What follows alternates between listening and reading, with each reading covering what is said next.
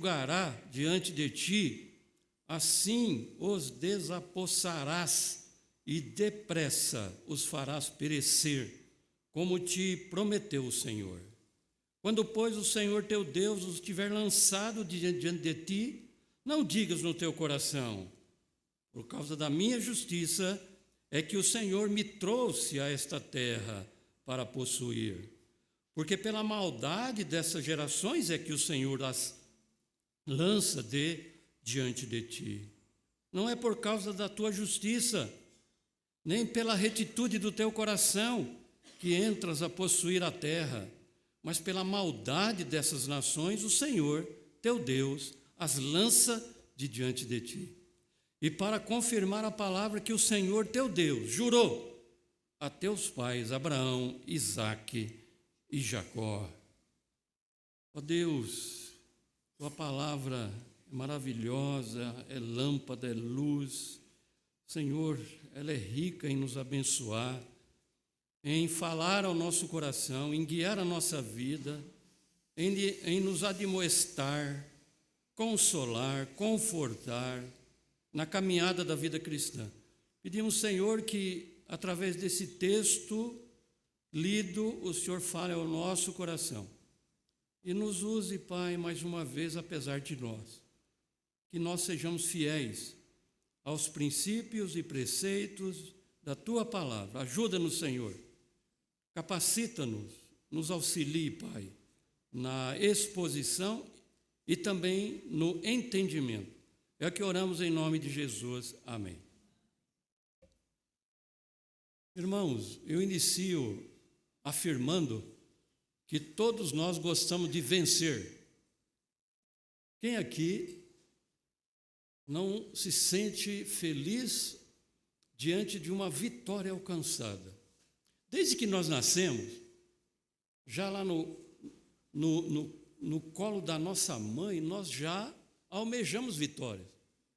Porque todas as vezes que nós estamos famintos, nós comunicamos com a nossa mãe através do choro, que é a única forma que nós temos até o momento. E aí então a nossa mãe, quando nós éramos bebezinhos, nos alimentávamos e nós então nos sentimos realizados, felizes, cada vez que nós alcançava esse momento na nossa vida, desde a nossa tenridade, era uma vitória para nós. Era uma vitória. E assim é no decorrer da nossa vida.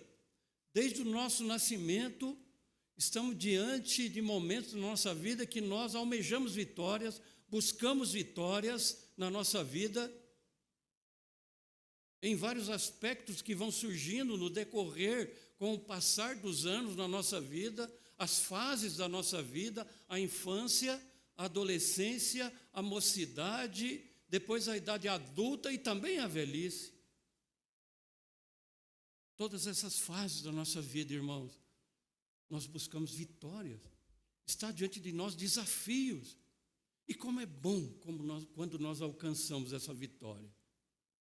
Como é bom quando você olha e diz: eu venci nisso e naquilo.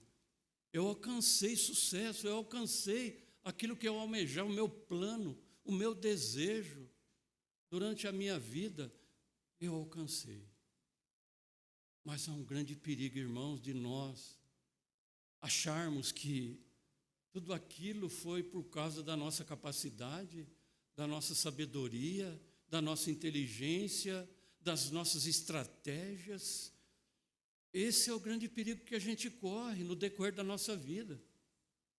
A colocar tudo isso como algo que foi conquistado por nós mesmos. E então nós começamos a nos vangloriar. É uma tentação que está diante de nós. É uma tentação. E, infelizmente, com a entrada do pecado, a nossa inclinação é essa. Essa é a nossa inclinação natural, por causa do pecado. Somos seres assim, que somos traídos pelo nosso coração. Somos traídos por ele. Quando nós confiamos nele. Assim era o povo de Israel. Quando Moisés escreve essas palavras.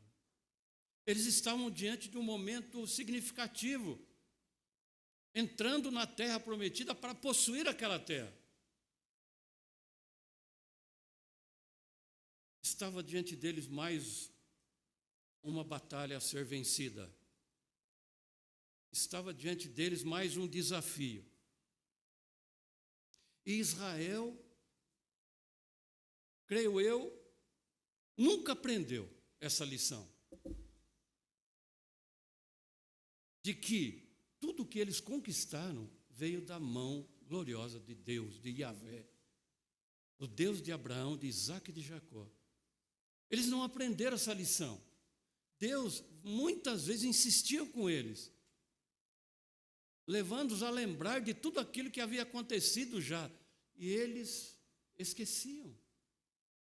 Diante do primeiro desafio que surgia, eles esqueciam dessa verdade. Ou eles se vangloriavam numa vitória, ou eles se intimidavam diante do desafio. Era assim que o povo de Deus no passado agia. Eles não conseguiram compreender que a vitória em todos os desafios que eles estiveram presentes veio da mão do Senhor. Amados, esse é o nosso objetivo nessa noite, falar que a nossa vitória vem de Deus. Nós precisamos aprender sempre isso na nossa vida. Como eu disse, desde que nós nascemos, estamos diante de desafio. E nós vencemos muitos, e estamos aqui hoje. Mas não pela nossa força, pelo nosso braço. Precisamos glorificar a Deus nessa verdade de que a nossa vitória vem de Deus. E nós aprendemos isso aqui no texto. Veja, do versículo de número 1 até o versículo de número 3. Deus chama a consciência aquele povo. Ouve, ó Israel. Como eu disse, como Deus falava com esse povo. Ouve. Tu passas hoje o Jordão para entrares a possuir nações maiores e mais fortes do que tu. Cidades grandes e amuralhadas até o céu, povo grande e alto, filhos dos Anaquis, que tu conheces e de que já ouviste. Quem poderá resistir aos filhos de Anak? Essa advertência de Deus, ouve, Israel, significa ouvir com inteligência, ouvir com atenção, e responder de forma adequada. Porque muitas vezes, irmão, a gente ouve a voz de Deus, mas não responde de forma adequada, da forma como Ele espera que nós respondamos. Então é preciso ouvir o Senhor através da sua palavra, com atenção, com inteligência, e responder de forma adequada. Porque o profeta acusou que o povo de Deus, numa época, eles pecavam por falta de conhecimento. Por isso que Deus nos chama para ouvir a sua voz, para ouvir a sua palavra, para que tenhamos conhecimento. Não pequemos por falta de conhecimento. Porque o relacionamento de Israel para com Deus estava no contexto da obediência. Isso aqui era imprescindível no relacionamento de Israel com Deus. Obediência do povo para com o Deus da aliança. Nós temos, irmãos, no livro de Deuteronômio, mais de 50 vezes a palavra ouvir.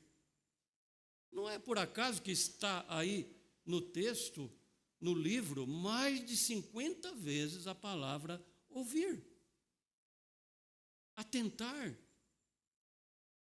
Porque no relacionamento do povo com Deus era necessário fé. E a Bíblia diz que a fé vem pelo ouvir a palavra de Deus. Ninguém pode ter fé se não ouvir o Evangelho do Senhor Jesus, a palavra de Deus. A fé vem pelo ouvir, e ouvir a palavra de Cristo. Era necessário que o povo ouvisse, ouve ao Israel. O povo tinha que aprender que a sua conduta, amados irmãos, desde o Egito até aquele momento, era uma conduta inadequada, até irresponsável diante do Deus que eles tinham. Eles eram responsáveis, negligentes diante dos padrões, do caráter do Deus de Israel, da pessoa gloriosa e bendita desse Deus.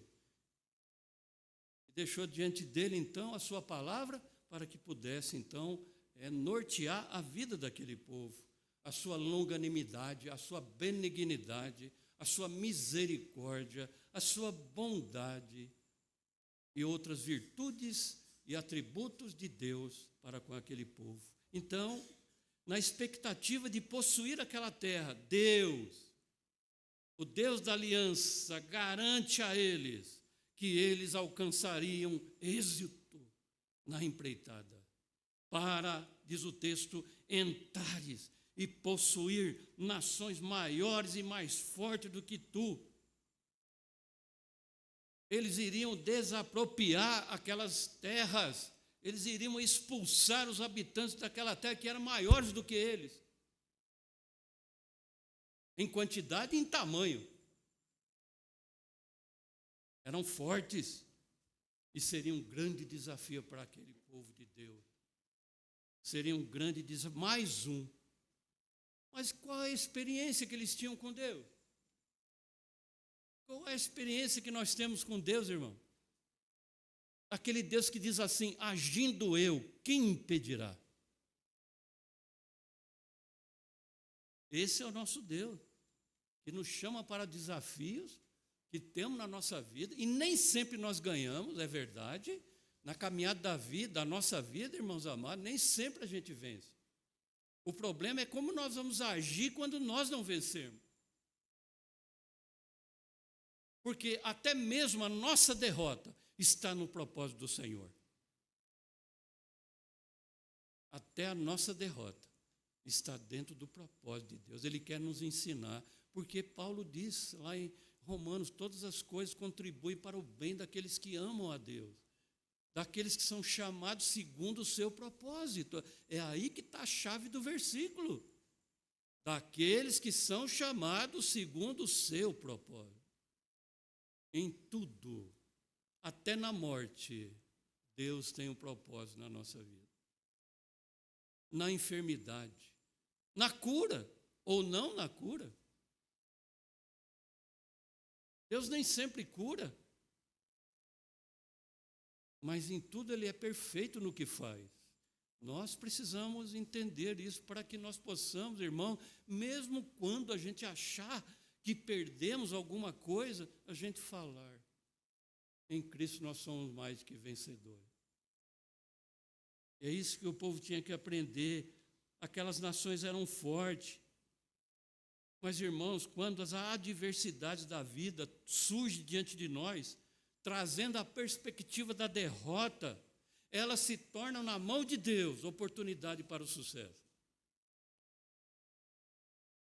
Se a gente segurar os problemas nas nossas mãos, será um problema grave. Mas se a gente, como diz Pedro, lançando sobre ele toda a vossa ansiedade, porque Ele tem cuidado de vós, então as coisas tomam outro sentido na nossa vida.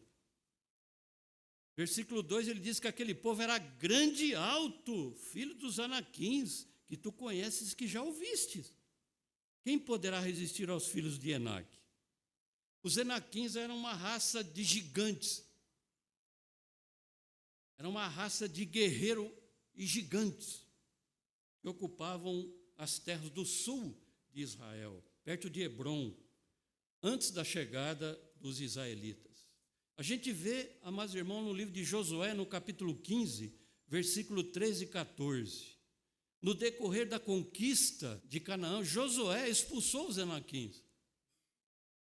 E, posteriormente, Calebe os expulsou totalmente de Hebrom, diz o texto. A Calebe, filho de Jefoné, porém, deu Josué uma parte no meio dos filhos de Judá, segundo lhe ordenara o Senhor, a saber, Kiriate Arba, isto é, Hebrom, e este Arba era pai de Enaque, dali expulsou Calebe os 3 filhos de Enaque, Sesai, Aimã, Talmai, gerados de Enaque. Josué, capítulo 15. A promessa se cumpriu. A promessa se cumpriu. Ela sempre se cumpre. Ela sempre se cumpre. Porque o Senhor não é homem para mentir para nós, irmão. Talvez você já tenha sido decepcionado com alguém na tua vida. Eu já fui. Por não sustentar a sua palavra. Por falhar. Por trair. Mas Deus, Ele é fiel. Jamais Ele trairá a sua palavra. Jamais Ele negará a sua promessa para conosco, apesar de nós. Porque nós não fazemos aquilo que devemos fazer para o nosso irmão por causa de um detalhe na vida dele que eu acho inapropriado. Imagine se Deus fosse agir com a gente desse jeito. O que Ele faria por nós? Nada. Porque nós nunca, jamais seríamos merecedores de algo do Senhor. Mas veja, irmãos, o que Ele está realizando na vida desse povo. Sabe, versículo 13, pois hoje que o Senhor teu Deus é quem passa diante de ti, é fogo que consome e os destruirá e os subjugará diante de ti, assim os despojará, desapossarás e depressa os farás perecer, como te prometeu o Senhor. Como eu disse, você muitas vezes é decepcionado por alguém e diz alguma coisa para você, mas lá na frente ele não sustenta a sua palavra. Mas ele diz aqui, o texto, não é? Como te prometeu o Senhor. Ele então, ele diz no versículo 3, sabe, porém. Essa palavra, esse verbo, traduzido por sabe, significa conhecer por experiência. É muito diferente você conhecer de ouvir falar. Jó, algum tempo ele conhecia de ouvir falar, mas depois da experiência que ele teve, ele diz, agora eu conheço, os meus olhos te veem. Eu tenho experiência com esse Deus. Eu sei quem Ele é. É assim que Deus vai fazendo na nossa vida, no caminhar da nossa vida. Então era necessário que Israel conhecesse a grandeza dos seus inimigos. Eles são fortes, eles são altos, eles são gigantes.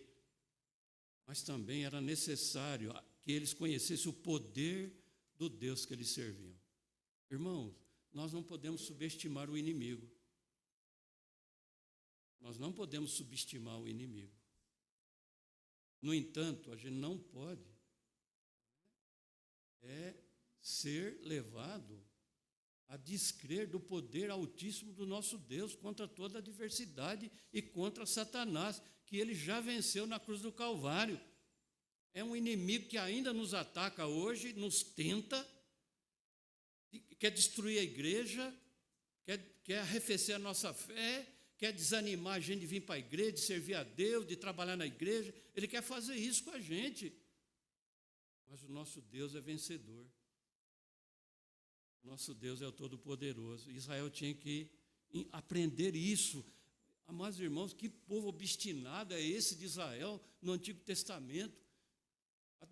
A despeito de tudo que Deus fez, eles continuavam ainda incrédulos, servindo nações estranhas, adorando deuses estranhos, tendo medo de gigante.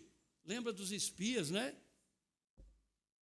Não, eles são muito grandes, não dá. Josué e Caleb, não, nós vamos vencer. Foi os dois únicos que entraram na terra prometida, Josué e Caleb. Nem Moisés entrou, porque falhou com Deus. Desobedeceu a Deus. Veja como é importante para nós a obediência. Por isso que eu disse. E o relacionamento de Israel com Deus no Antigo Testamento era alicerçado, estabelecido na obediência. E ainda é assim hoje para a igreja, para as nossas vidas. E aqui, amados irmãos, no texto que lemos, no versículo 3, Deus é comparado a um fogo que consome, que queimaria tudo em seu caminho. Veja, irmãos, um exemplo das queimadas que tem acontecido lá no Mato Grosso. vai queimando quilômetros e ninguém consegue impedir. Eu já morei no Mato Grosso, eu sei o que é isso. Ninguém detém, é uma luta tremenda e o fogo consome tudo o que está pela frente. E aqui Deus é comparado, essa metáfora excelente para explicar o juízo de Deus, do Senhor dos Exércitos, na vida dos seus inimigos. O juízo de Deus, ele é fogo consumidor. E é interessante a gente pensar que o fogo, ele serve tanto para juízo dos ímpios, como também para purificar a igreja. Deus, através da sua disciplina, ele purifica a sua igreja. Nesse sentido, ele também é fogo, purificador. Mas ele é fogo consumidor, que vai destruir todos os seus inimigos. E assim foi na época de Israel, no Antigo Testamento. Porque ele diz, e os destruirá, e os subjugará diante de ti. O verbo aqui significa demolir. O verbo aqui significa exterminar, aniquilar, destruir totalmente, dizimar.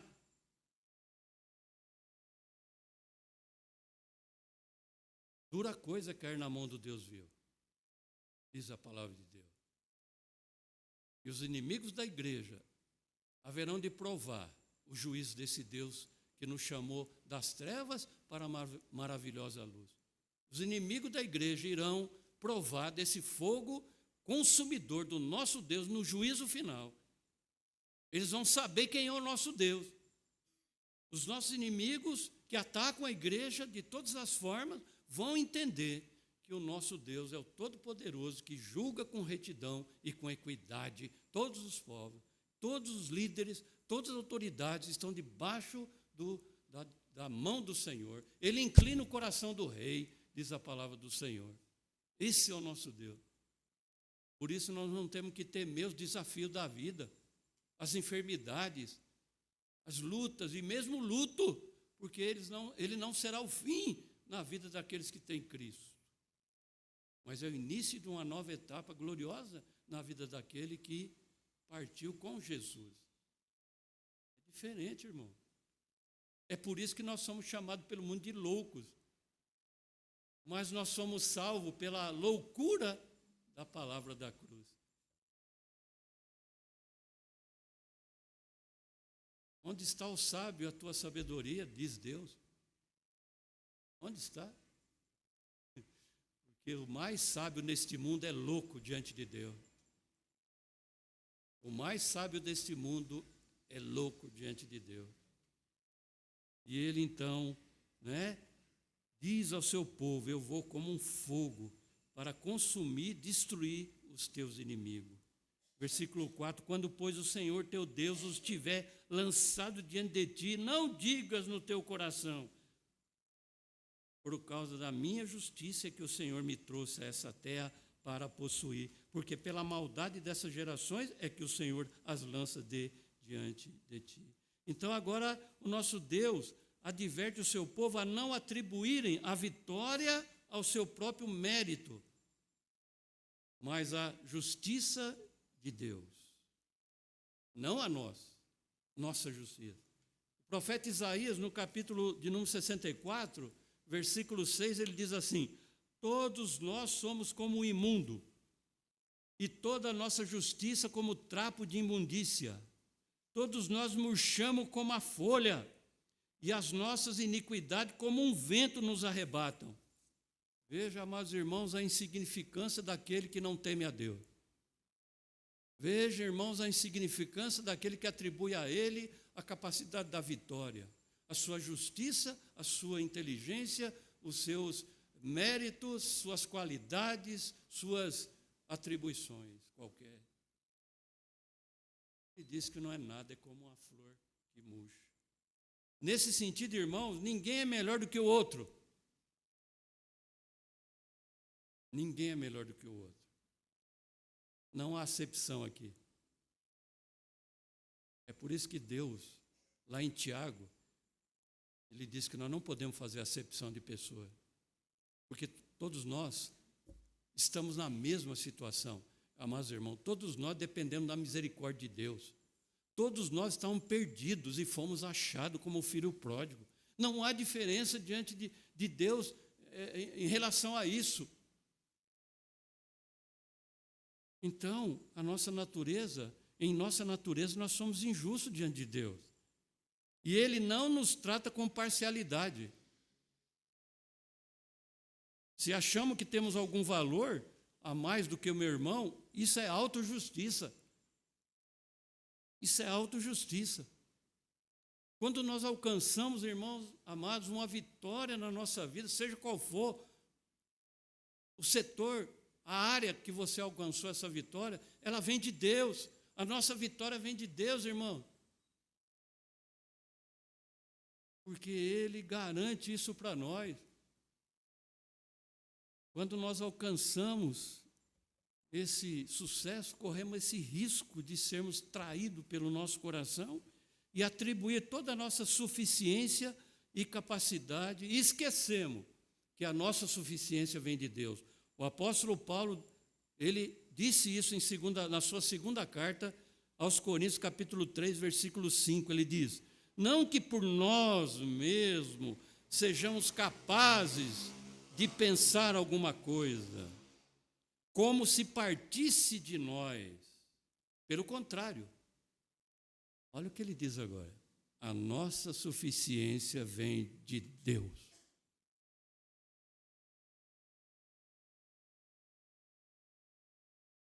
Então, qualquer pensamento de automerecimento poderia invadir o coração daquele povo aqui. E Deus está falando, não é por causa da tua justiça. Né? Não diga no teu coração. Como eu disse, o nosso coração é enganoso. Sabe, irmão, o nosso maior problema está em nós mesmos. E às vezes a gente, atribui os nossos problemas a tantas coisas, a tantas pessoas, ao nosso próximo, à nossa esposa, ao marido, ao filho, ao irmão. Tudo é problema para nós. Mas o nosso maior inimigo e problema é o nosso coração. Jeremias fala isso. E ele é desesperadamente corrupto, o nosso coração. Quem o conhecerá? Não confie no seu coração, confie na palavra de Deus, confia no Senhor, naquilo que Ele fala, não naquilo que você acha, porque Deus está falando aqui para o seu povo. Não pense no seu coração, não diga no teu coração que foi por causa da tua justiça que você alcançou isso. A nossa vitória vem de Deus. E ele continua, Não é, agora ele responde, versículo 5, não é por causa da tua justiça, não é. Não é porque você é um povo melhor do que os outros,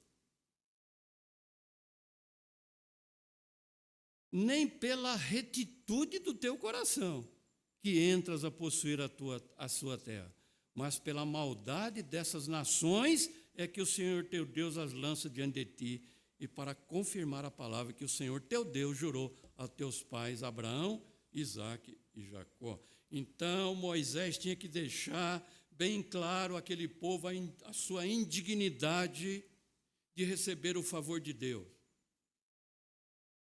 a sua incapacidade de possuir aquela terra. Eles tinham que saber que a vitória sempre seria e viria da parte de Deus. Deus, ele sabia muito bem que Israel era um povo desobediente. Deus sabia muito bem que Israel é um povo ingrato, obstinado. E, portanto, não era a conduta deles que era a causa de possuir a terra. Eles não eram aquilo que pensavam que eram. Eles não eram maravilhosos assim. Nós não somos tão maravilhosos como nós pensamos que somos.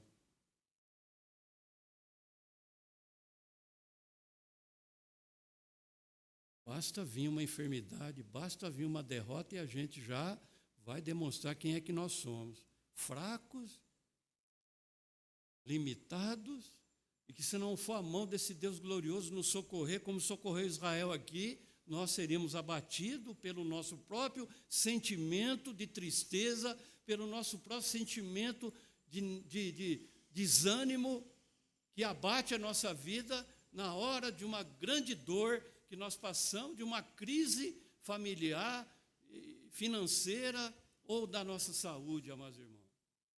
Se não fosse esse Deus, se não fosse esse Deus piedoso, glorioso e bondoso, nós não teríamos razão para vencer.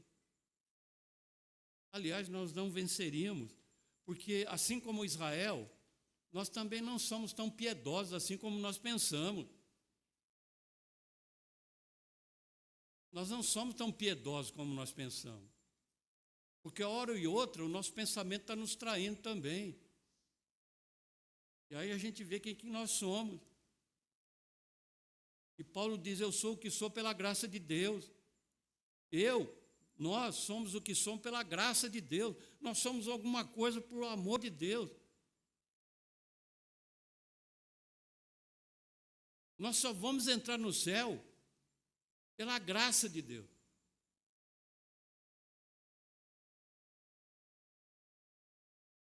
Pela graça de Deus.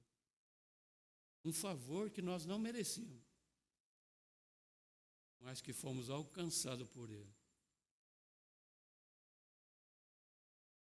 O principal motivo, irmãos, que Deus permitiu que Israel tomasse aquela terra foi a impiedade dos cananeus que moravam lá. Mas pela maldade dessas nações, o Senhor teu Deus as lança de diante de ti. Ele mesmo aqui diz qual era o motivo, não era a piedade deles. Deus já havia prometido ainda lá no cativeiro que iria tratar da iniquidade dos amorreus. Iria tratar com eles. E tratou.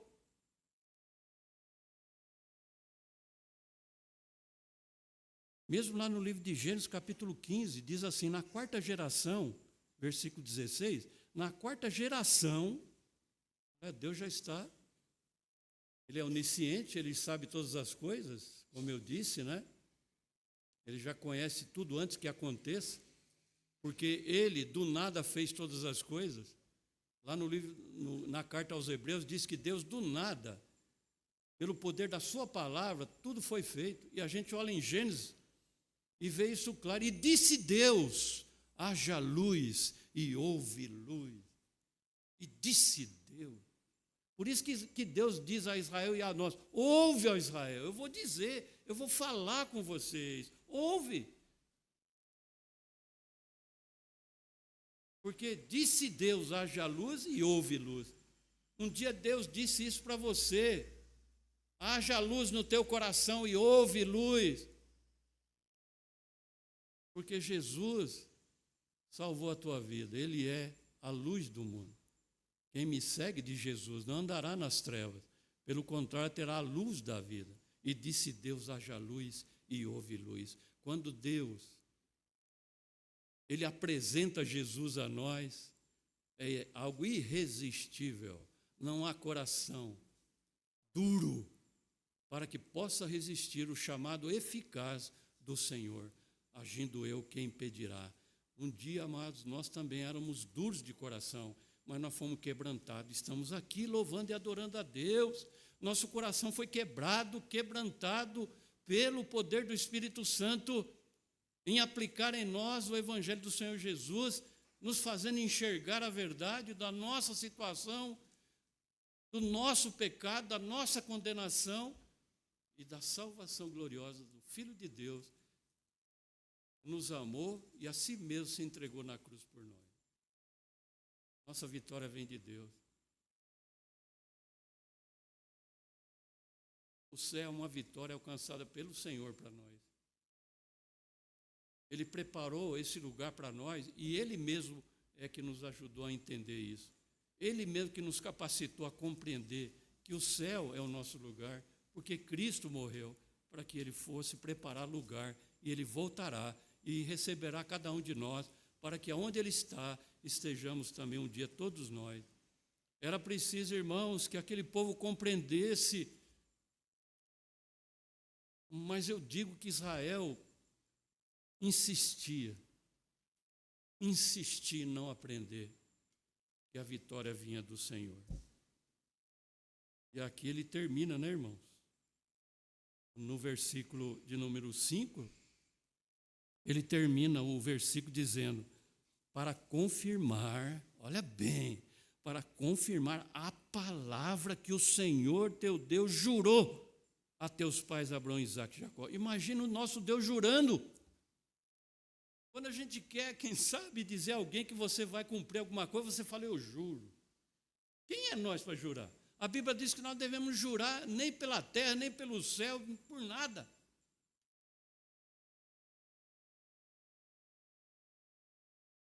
Agora Deus, Ele jurou por Ele mesmo. Porque não tem ninguém maior do que Ele.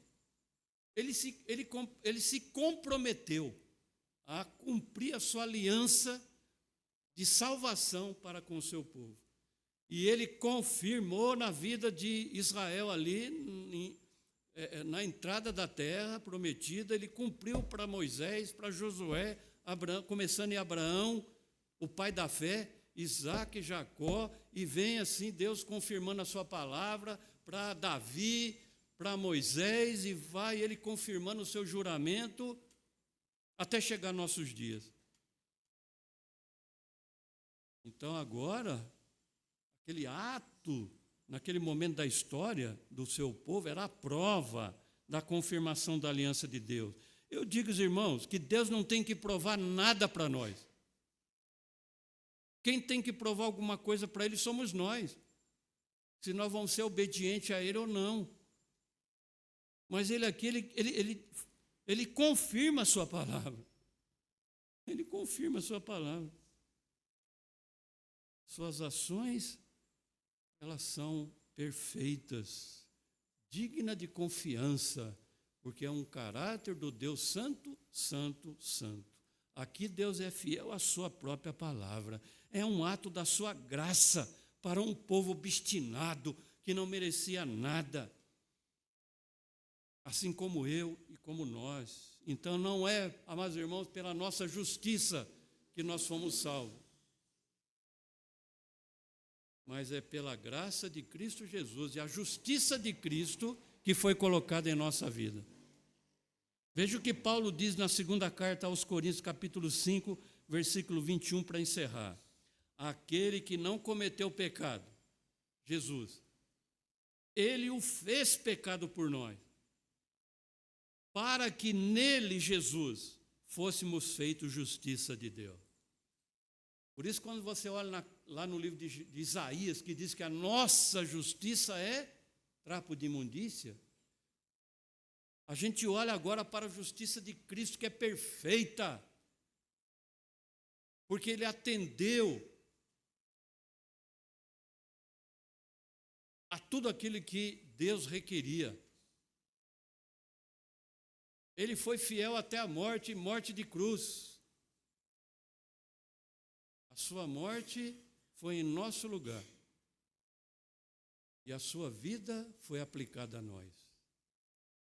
Por isso, irmãos, que nessa semana que se inicia hoje, fique isso indelevelmente gravado no teu coração, para que você lute as lutas que estão diante de você a partir de hoje, amanhã, durante a semana, e você lembre disso. A sua vitória vem de Deus. Coloque o teu caminho ao Senhor, confia nele e o mais Ele fará. Ore, levante de manhã e fala: Senhor, eu estou saindo para mais um dia de luta, de batalha, de desafio, mas eu vou vencer, porque o Senhor é a minha vitória. Amém? Vamos cantar mais um cântico.